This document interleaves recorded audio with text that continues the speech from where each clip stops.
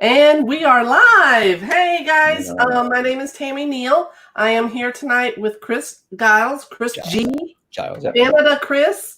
Yep. And we're going to talk a little bit about getting started with Canvas. We know we have a lot of schools around the country who have decided that they're going to roll Canvas out to deal with the at-home learning aspect that many of us will be facing in the fall. And Chris is my go-to person. That's who I go to when I'm stuck with something. I go to Chris. So, Chris, I'm going to let you start off by talking about the things that you consider extremely important about getting started with Canvas.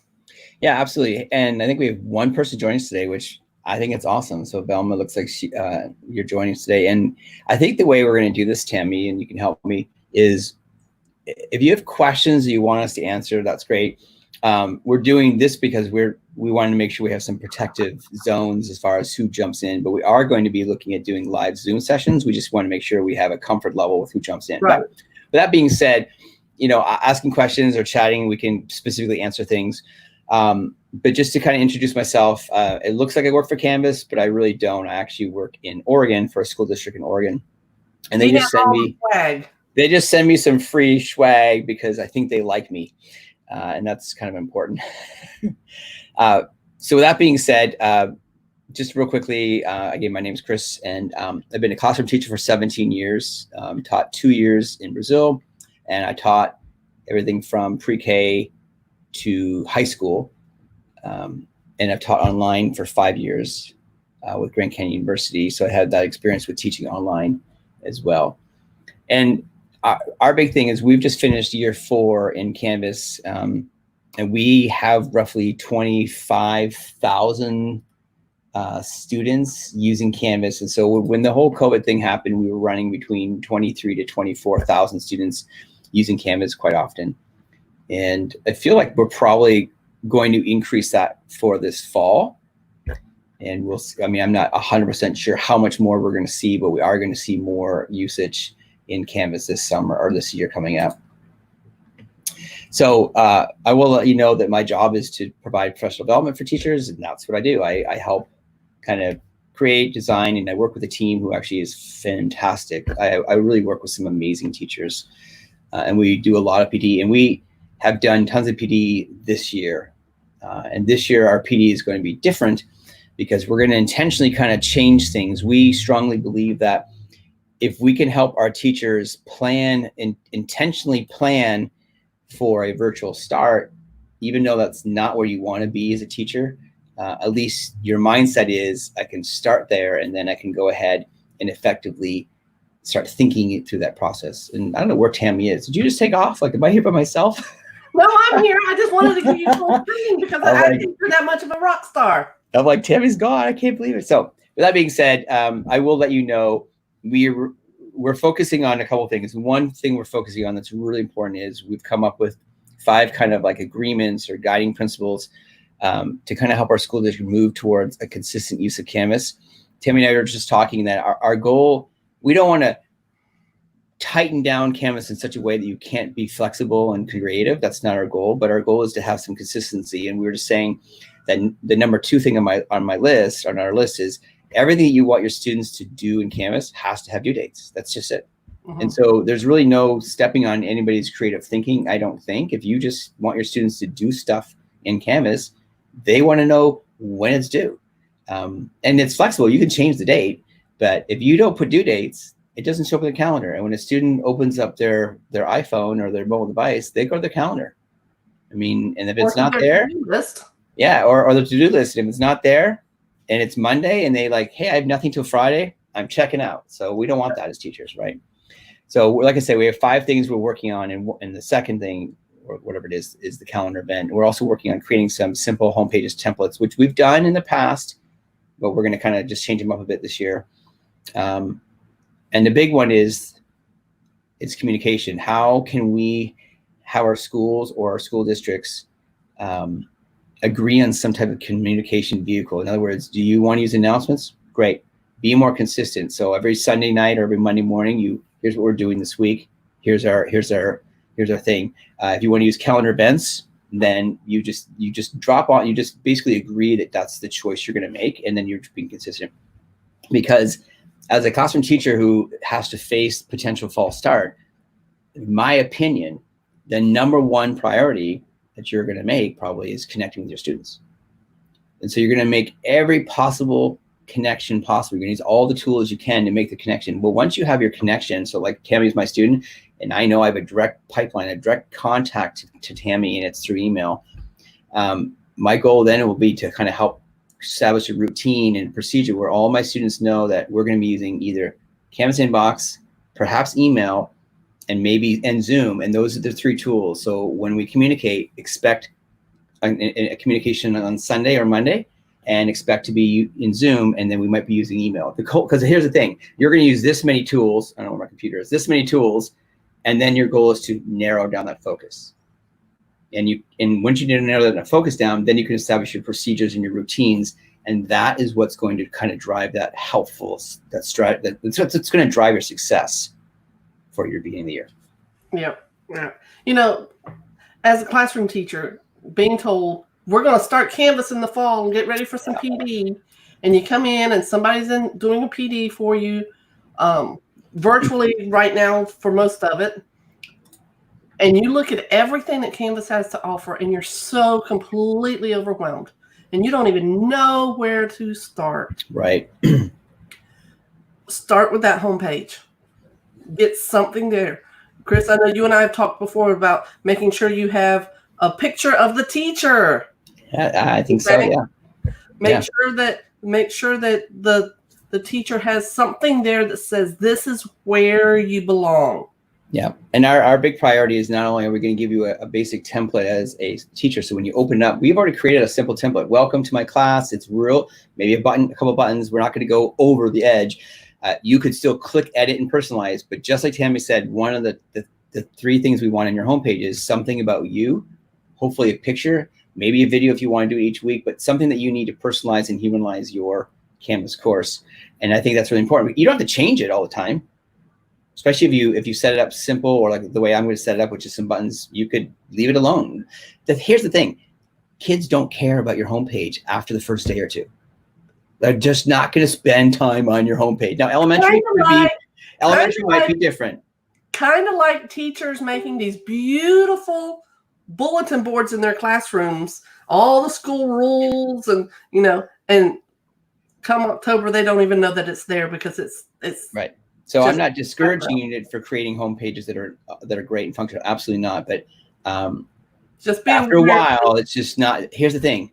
What's due, when it's due, how do I get started, how do I find my work? If I'm supposed to be working, now elementary is a little bit different. I mean, because I've been elementary teacher. But this is not an elementary group. Yeah. So we think a little differently, and that's okay to think a little differently. It's okay to make cute. I have nothing against that. But in the end, content. So somebody did ask a great question. Why are we using Zoom instead of Canvas conferences? And there's a few reasons real quickly. One, the way we have set up Zoom in our district, you can't be in Zoom unless you're a student logged in. So there is no uninvited guests. There is no surprise Zoom bomber. You are who you are. You have to log in. Students in our district cannot start and initialize their own Zoom at all. So we've kind of made that a safer space. Now, as to why not conferences, one of the reasons because we had to go district wide. Well, not everybody in our district is using Canvas. So what's the one tool we could all use when crisis teaching hit? So Zoom became that tool, and it really is a very effective tool. We have it so that it's really safe. A student privacy agreement's been signed, so we feel pretty confident. There are districts who can't afford Zoom, and that's totally fine. And Canvas conferences, there's nothing wrong with Canvas conferences at all. So if that's what you have. That's what I use. Yeah, there's nothing wrong with it, right? We weren't allowed to use Google Meets with our students. We had Canvas conferences. It worked just fine. Yeah. We just had teachers who were not in Canvas, so we had to give them a tool. We had to give them a tool that they could use regardless of Seesaw or Canvas, and so Zoom happened to be it. Some districts are using Teams. I mean, in the end, use a really effective tool, make sure it's safe, and then you're not going to care, right? You're just going to use it. So that's a good question. So, and you mentioned earlier about making sure everything had a due date. Yes. For me, I'm a secondary teacher. I teach computer science. I teach programming. For me, a due date is not a hard and fast thing in the way my classroom runs. Mm-hmm. but I do still set a due date for everything because that's the date I move on to new material. So I part of my classroom culture is that my students know that I will work on that material, review that material until due date. And then we're going to add new material. So just because there's a due date there does not necessarily mean it's a hard and fast, can't do it anymore. That's entirely up to the classroom teacher how they manage that. But having that due date puts something on the calendar because we all need those deadlines. Without them, when would I know to move on? Yeah, no, 100%. And that's what I feel like, asking teachers to put a due date on something that you're going to post in Canvas, I don't think that should really be a question. Like, why would I do that? And it's simply because if I don't do that, then how are my students going to know when things are due? And it's just like our physical class. Here's the thing I've been telling teachers for months, and we've been doing this for a long time. I've been working with teachers for a long time. And so what I've been sharing with teachers is the things that you've done in your classroom, that we've done in your classroom to establish a routine, procedures, class culture, engaging students like in an actual like personal relationship kind of thing.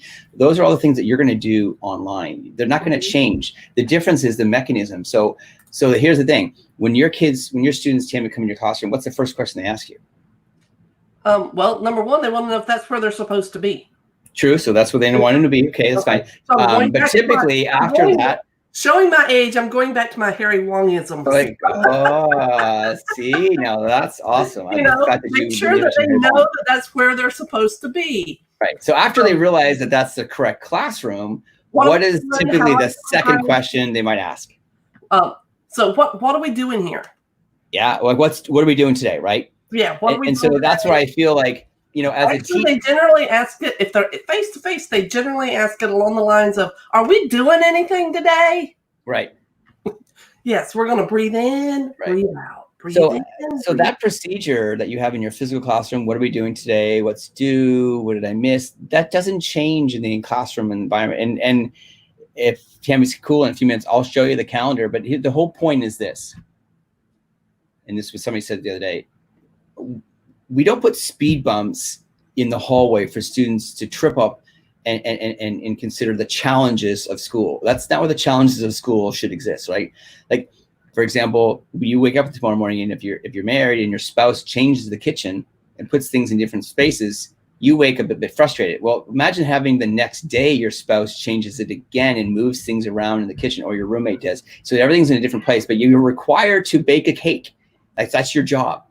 So that's frustrating. Like, the frustration isn't about me trying to find a pan. That's not the case. The frustration should be, or the struggle, if you want to call it productive struggle, should be in the engaging in the learning or the process, right? So we don't put speed bumps in hallways so students get frustrated before they get to class.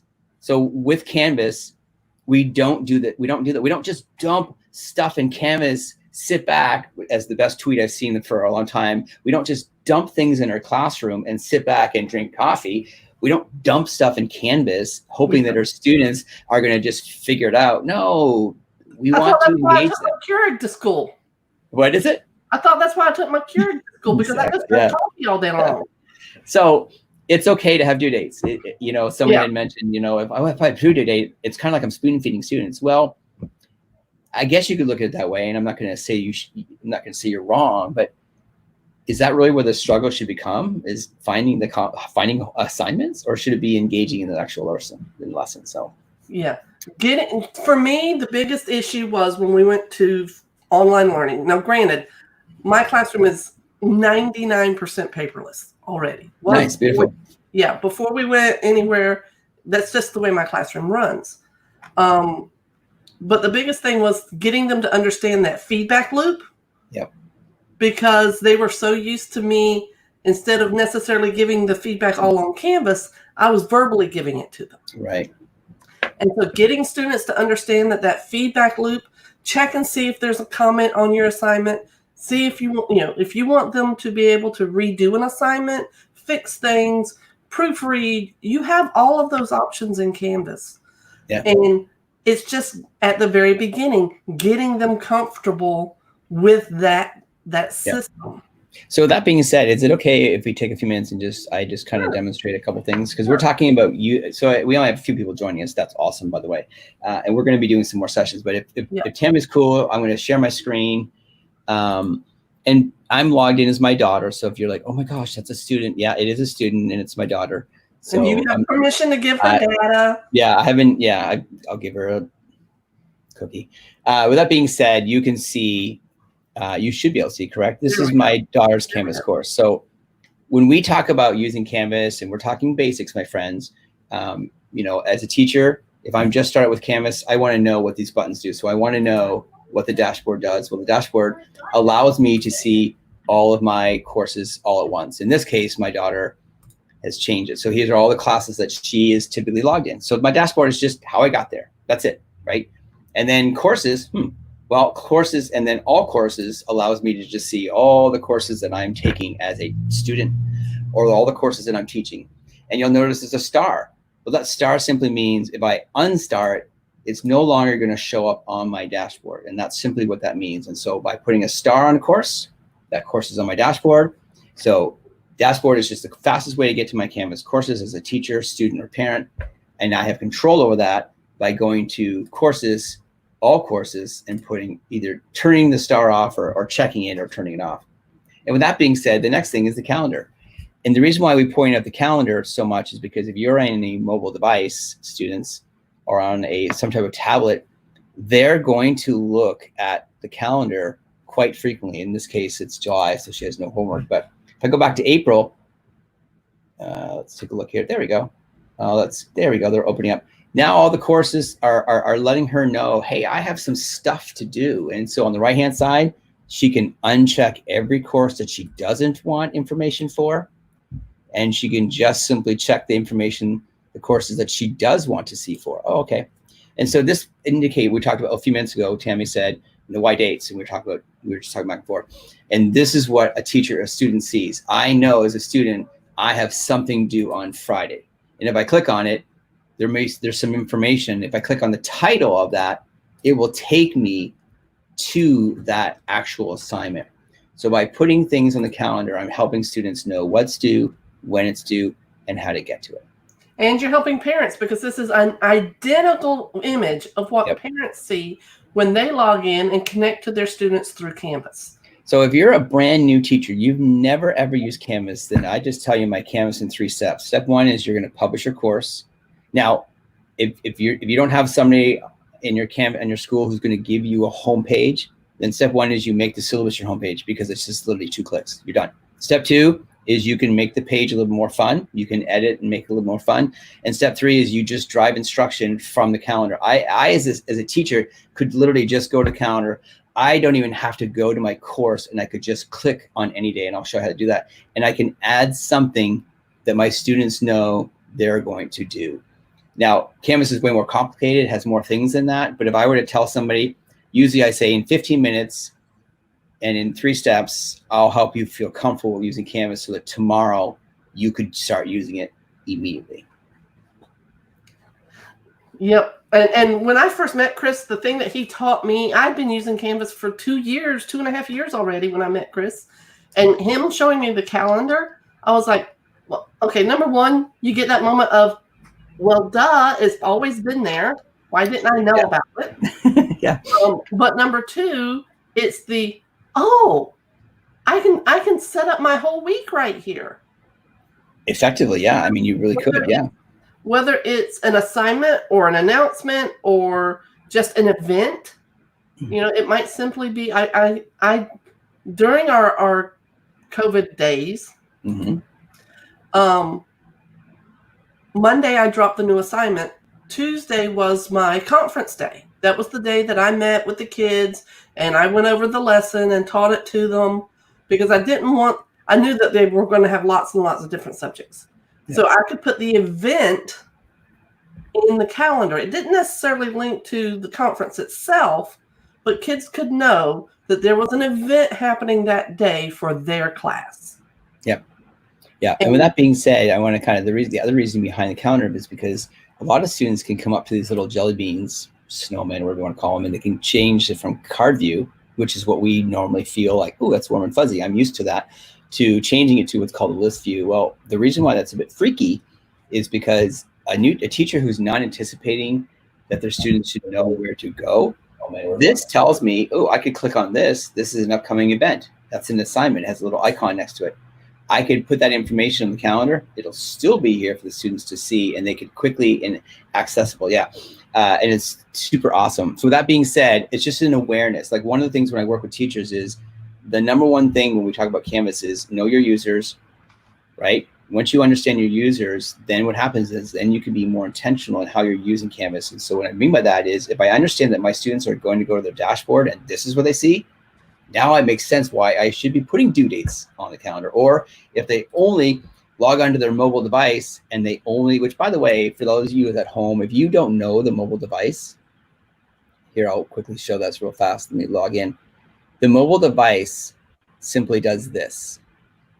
As a student, I get my calendar and I have little dots under the days. Those little dots indicate how many things, and that's what those little dots do. And so the interesting thing about your process as a teacher is it's really actually not about you. It's actually about your users. And in this case, like Tammy mentioned, it's your students and teachers. We have students and parents, and we have, I think, more than 45 to 50,000 parents in Canvas in our school district. And we're a district of 40-some thousand students. So every single parent who has an active, we call it parent view count, which is our synergy, our SIS, they get a Canvas account automatically. Well, as teachers, remember those letters you used to send home? Like what do they call those? The newsletters. My wife is a national board teacher. She would send home those letters all the time. You could still send a letter home, but now you could say, check Canvas every day because we have things that we're doing in class.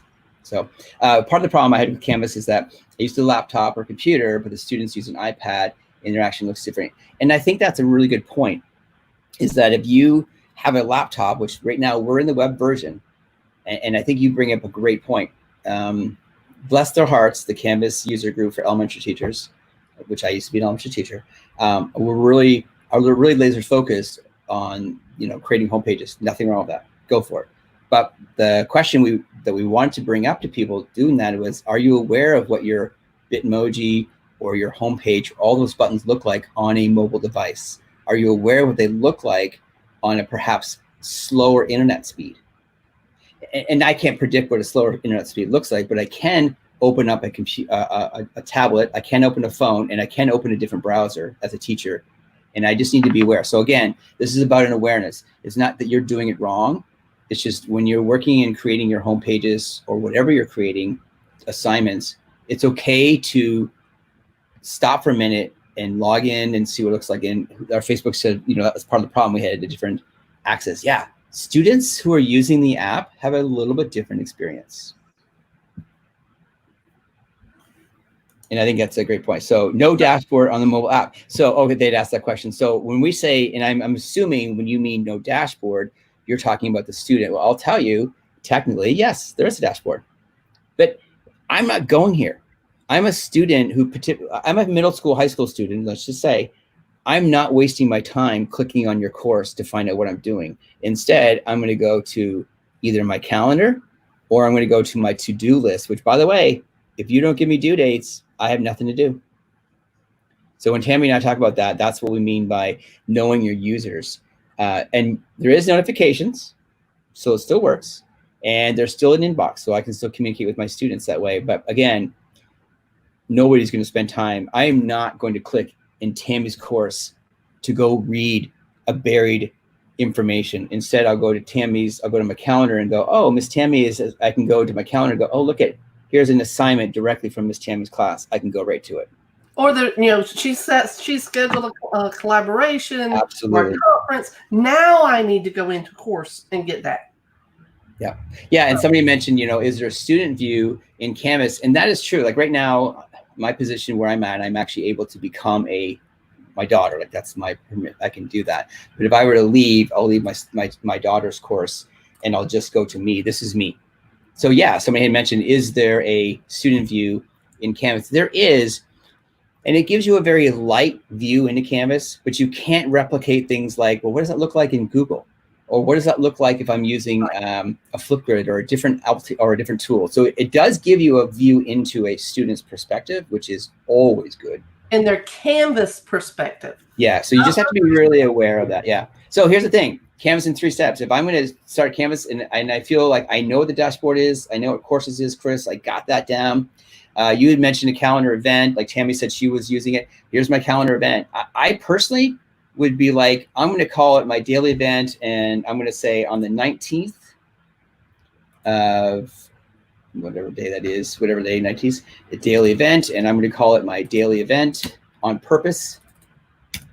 And if you're somebody who teaches math, you could call it daily event math. If you teach a specific subject, I might call it a specific subject. And I'm going to go ahead and throw it in. I'm going to jump in and interrupt you for a second. Do it. Those of us secondary, we know we're not the child's only teacher. Yep. So I'm going to encourage you to either with your grade level team or with your school-based teams to come up with a naming convention so that when the student looks at a calendar, they don't have to click on it to know whose it is. So it might be math daily agenda. Or even your last name or something. Something, come up with some consistency amongst your grade level teams or your subject area somehow so that the kids know when they glance at that calendar, and it's not enabling them.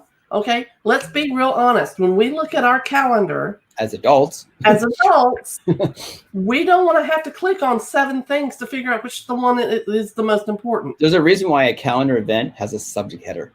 Yes, and we should be using it. That's why. So that being said, Tammy's 100% spot on. It's something I've encouraged teachers. If you are in a middle school, high school teacher, it's fair for you to say daily agenda, math, daily agenda, your first name, your last, something to indicate. So I'm going to click my daily agenda by just clicking any day.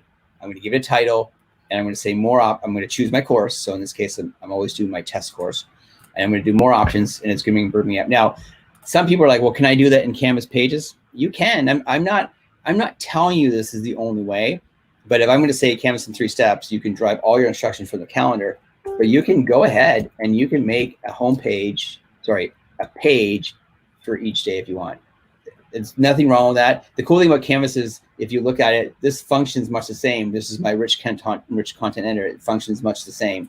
And I'm going to use things like headers, and I'm going to say 3 things we are learning, and I can write them down. You could, tell them. Oops, that would be terrible. And I might say 2 tasks this week. And here's where the calendar becomes the most powerful feature of all. Right? Do Wednesday discussion. Do Thursday, this assignment, and I don't really know what it is, and I'm going to spell it wrong, but here's why. I'm going to highlight my discussion and come over here to where it says discussions, and I'm going to go, that's the one you need to do. And I'm going to come over here to where it says this assignment, do Thursday, and I'm going to come over here to where it says assignment, and I'm going to say, this is the assignment you need to do. And then just for giggles, because I'm a teacher who strongly believes in cuteness, I strongly believe in kitty cats on the internet. I also strongly believe that it is okay to have fun. It's okay to add silly photos and pictures. So Chris very quickly put in an alternative text there. That is super important when you add an image. Okay. And we're going to get to the question that was just asked in just a second. I don't know if my cat showed up, but I'm just gonna hit save. I don't know if my cat will show up, and I apologize for that if it doesn't. But I'm gonna hit create event. That we put those alternate texts there, because when you have a screen reader for a student with visual impairments or an ELL student that needs to have something read to them, that's the text that gets read. Yeah, and you're gonna talk about the naming protocol, right? Question. Right. Yeah, that's a good question. If you want that text to mean something, you can actually put a sentence there. This is the button that gets you to your assignment. Yeah. That might still be a little lengthy. You might want to just say assignment button or something like that, but put something of meaning there. Yeah. Okay. So the question we had was, While I agree naming protocols are important, our course is color-coded in the calendar. And you're going to say? Yes, they are color-coded in the calendar. But students don't really pay attention to those colors. They pay attention to the dates. Yeah. Now, it's okay, and the person who asked the question is right. spot on. Like, I again, we're talking about procedures and routines for school. I'm going to help my students go, do you realize, friends, that you could go ahead and make, you know, especially if you're talking like 7, 8 students, like maybe they have classes in 2 different grade levels, or maybe I'm a parent with 3 kids and I want all of Tammy's courses to be red and I want all of my other students to be blue. So by all means, we're not downplaying the naming the coloring scheme. It is fantastic, but why not give them one more additional support by perhaps maybe putting down, and you can see it, daily agenda ELA versus just daily agenda. So here's what I want. Here's the difference. I have to look at daily agenda and I have to remember red is, oh yeah, that course there, versus daily agenda ELA. See how fast that was? And so and I also agree. The students can control those colors. Yeah, they can. We have no control. So, oh, there goes Kitty Cat. So there. It's the student's calendar. That's not our calendar. So it's also parents. They want to look. Yeah. So that being said, again, Canvas in 3 steps. You can publish your course, make it your syllabus, your homepage, or if you're lucky enough to have somebody create a homepage for you and give it to you, publish, done. Step 2, make it pretty or not. Step 3, drive instruction from the calendar. Now, Canvas gets more difficult. You can add more assignments. Yes, all of that. But if you're talking Canvas tomorrow morning at 8 o'clock, I can click on my calendar and I can do this as a teacher and I can add a few things instantly. Now, if you don't have any discussions created or assignments created, that's fine. You don't have to. I'm just saying that if you just want to put down, here's what we're doing today in class and here's the Zoom link, that is more information in one place than the students will receive from 5 emails. Like, it's just going to be more beneficial. So now I have my beautiful kitty cat, and here's what's cool. I could put a video in if I wanted to, which you see I already have one in there. My students can click on the title, and that will bring up the screen into a much larger space. And they know Sunday, every Sunday or every Monday morning, I'm going to be expecting my teacher will get me some information to help me. And here's the big reason why.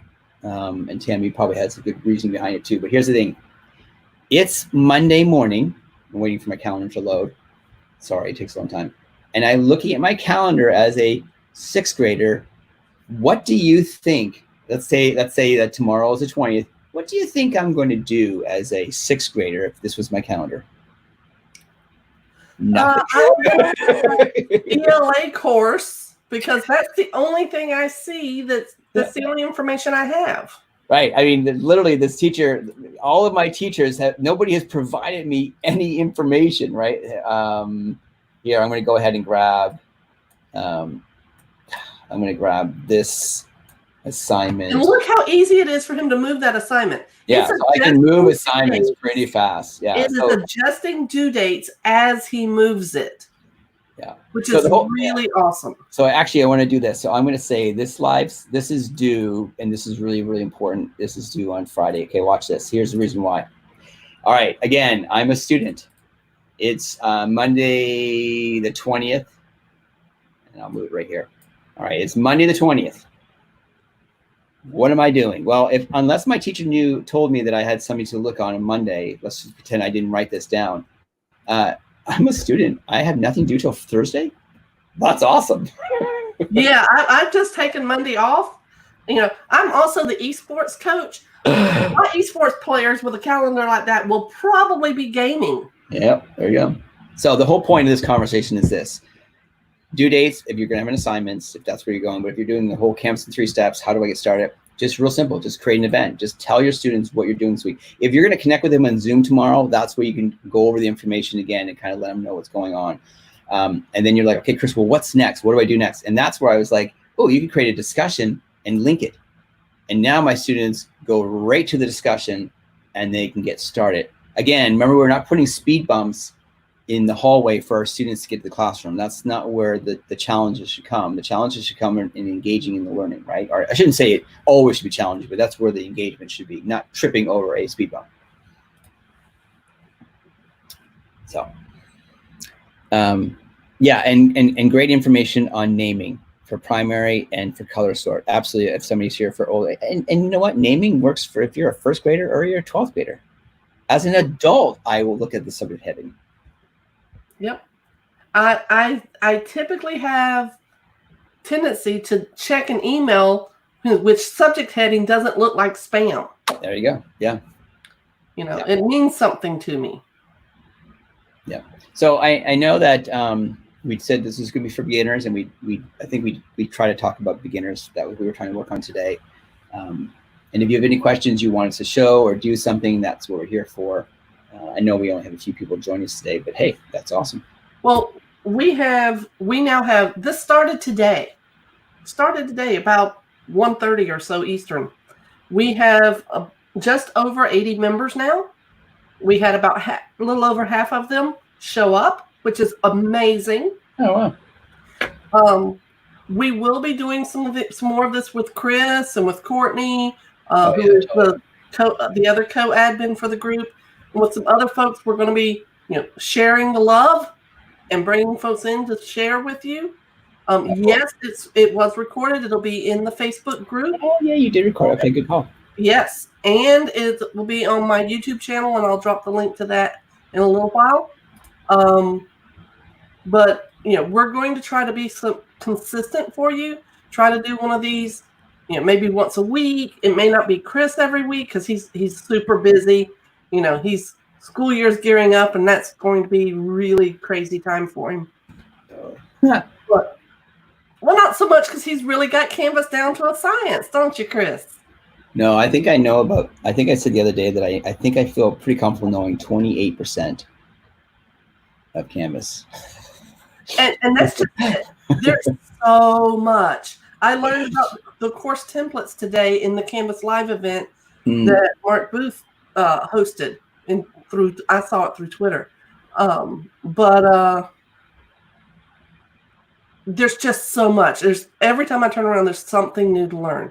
Chris, you real quick, I know this is not, we talked about it being for new people, but can you real quick go to one of those assignments and show the accessibility checker? Just because I'm so big in accessibility, let's see if I even have something that even allows me to do that. Let's take a look here and see.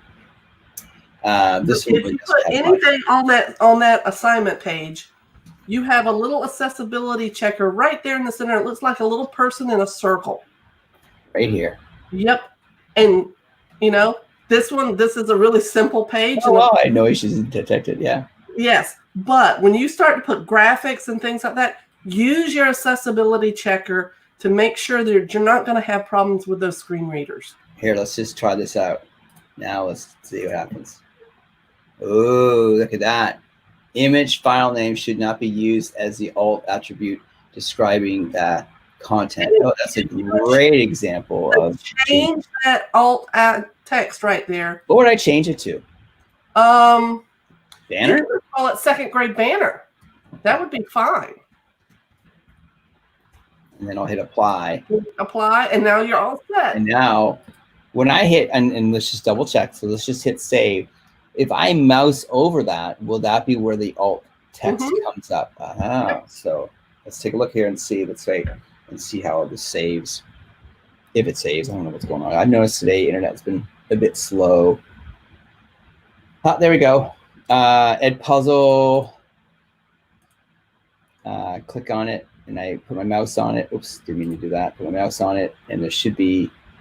Maybe it won't come up until I actually go into the assignment. Oh, it didn't. So I think what it does is it does show, or if I'm using a screen reader, that is right. It definitely does. Of that. So I go back, I do the accessibility checker, and especially if it's a page that's got a lot of graphics on it or a lot of buttons, I go back and run the screen reader as well. Yeah. Just so that I know what my students are hearing. So somebody asked a fantastic question. Once assignments have been created, will I be able to use them for years? So here's the best answer to that. Settings. Well, I say best answer. Import course content. Select a course. And I have a lot of courses. I'll just type in Beaver. And anyways, the whole point is eventually, I'm going to hit include. There we go. Let's take a look here. I don't know if it's going to show up or not, but the point is, there you go. All the way back to 2018 and all the way back to 2016. So we've been using Canvas now for 4 years. So the question is, can I use it? And the answer is 100. That is the single point that I think if I had to convince somebody, well, how am I going to use Canvas? Well, do you like to rewrite everything each year? Do you like to just copy and paste? No, import course content into Canvas and you can get started pretty quick. Matter of fact, if Tammy was a veteran teacher and I was now on her team and she says, hey, Chris, I've got stuff I'll give to you from 2 years ago. Boom, she could give me her stuff and I could get started. I have access to all the courses that I've taught in my district. Yeah. From the all courses page. And I can go back into, so if somebody in another school in my district, somebody at another school in another district, I can export and share it to Commons. And that's way beyond beginner. So don't worry. It's all going to be there and you can get it all back anytime you want to. I want to say we are now up to 96 members in our group. So, woo! Yeah, and remember, we're not getting for this, so no, we're getting paid for Scott. Yeah. So, it is super rewarding that we are able to come together and share as educators around the country, around the globe, in this wonderful platform of Canvas to make it easier to help eliminate some of that stress that I know our parents and our students and even we are feeling about going back to school. So I'm using a sandbox course is nothing more than a course that you created that doesn't have students in it yet. Mm. That's what a sandbox course. So that's one of those terms that you may hear and go, well, how do I get a sandbox course? It's one of mine is called practice course. I just use it to go in and see what happens if I try to use this external tool or that external tool before I put it in a course that I'm going to be publishing. Yep. I've got my course outline already set for my Coding 1 class. I'm feeling confident that I can take that course online if I need to. I can take it online tomorrow if I need to. I will say one thing that's not very fair, but middle school and high school teachers, now there's exceptions. I don't know how to teach ceramics online. I'm not 100% sure how I would do that. But for the most part, middle school and high school teachers, I think have this step as a pretty easy step for them. If you think about a staircase, this first step for them is going to be a much shorter step than it would be for an elementary teacher. And in my opinion, perhaps maybe even PE. Like there's other courses where I think it's going to be challenging. So that being said, somebody asked about the Commons, and I think maybe they asked a question, and I may have answered. But basically, on the left-hand side, you go to Commons, and you can just type in. And what I've been telling teachers is homepage template. Yeah, there's people in there who create awesome stuff. Like this one looks really good. I go check this one out. Or I have a really good friend named Brad. I'm gonna go check out his stuff. Or if I knew that Tammy was like, oh yeah, Tammy. If Tammy's like, Chris, I got a bunch of stuff in there, and she told me how to find her name. I could go there and quickly find it. Now, Canvas has a really nice, decent layout. I can go look in there and see what it looks like. But here's my suggestion to all of you. I would suggest to you, if I were in your shoes, I would specifically do this. I would create a course called, I don't know. Well, you can call it anything. You just don't want it to be one of the ones you use with students. I'm going to call it Commons Junk. And here's the reason why.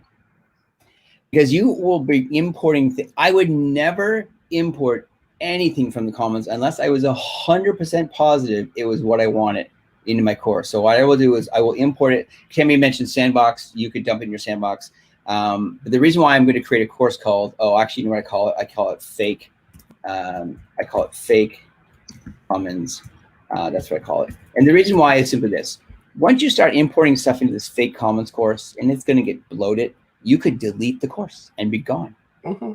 I don't really want to delete my Sandbox. It's kind of precious. I feel like I could play around with it, but I don't really. But once I start creating this Fake Commons course and start importing all of the stuff that I want to preview or look at, I can just blow up the course and start a new one. Now, granted, I could import into this course called Fake Course, and I can go to my comments and I'm going to say, all right, this looks pretty good.